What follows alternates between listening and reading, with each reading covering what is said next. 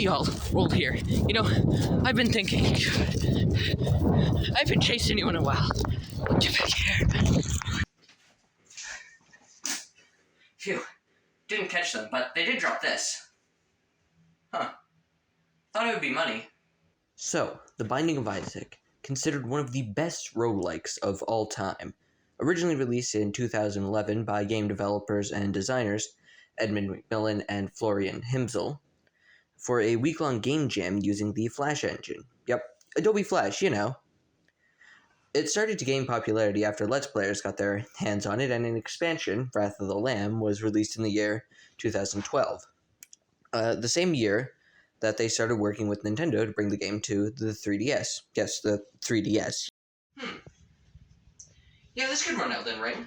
But they pulled out because of religious themes. Once Edmund realized that Flash was quite limited, he, along with developer Nicholas, remade the game into The Binding of Isaac Rebirth, adding many features, improving the graphics of the game, and allowing ports to other consoles, including the 3DS.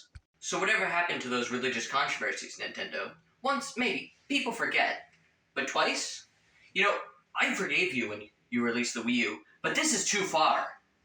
Rebirth quickly gained popularity, and in 2015, the first DLC, Afterbirth, was released, which added more items, enemies, floors, and characters. You know, more of the good stuff you like. Oh my god! However, it was with the next DLC, Afterbirth Plus, released in 2017, that really changed things. I mean, it added mostly just more stuff, but It also added modding, a way for community members to add their own content, their own characters, items, enemies. I love walking into rooms that aren't my own. Wow! Who are you? But it was only for the PC port. But it's still pretty cool. And finally, there's Repentance, the final DLC, adding the most amount of content of any of the previous expansions. If Rebirth is the Bible, then Repentance is the Bible too. Whoa! And that's the history of Isaac, a pretty respectable one. But what about the story? Does it excite? Does it grab my attention? What is it?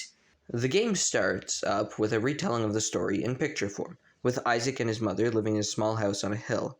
One day, Isaac's mother hears a voice telling her to free her child of sin, gradually removing things from Isaac, such as toys and the outside world, until eventually she is asked to sacrifice her son, which he goes to do without hesitation.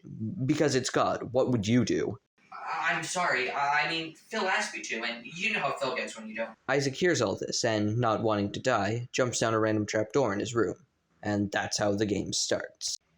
Well, that explains everything nicely. See, now I'm not going to go any further in about the story, because that could lead to spoilers. And I just hate those. 24, 26, 94, Man, I hate 1. spoilers! So instead I'll explain the gameplay. So, are you ready to play? No. The Binding of Isaac is a roguelike, meaning that when you die, it's over, just like in real life.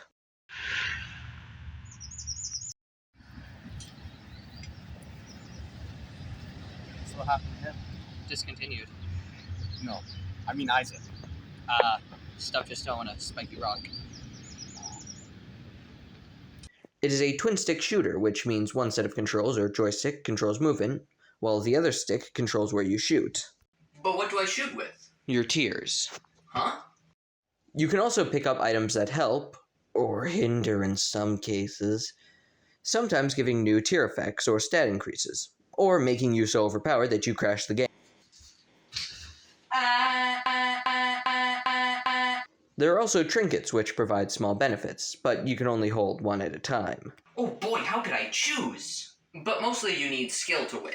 You can't just rely on blind luck to carry you. Unless, of course, you're an Isaac YouTuber, and then you'll just win in the first room. Hey y'all, Roll here. I just found the coolest basement. Look, it has a door. I bet there's a cool, look at this place.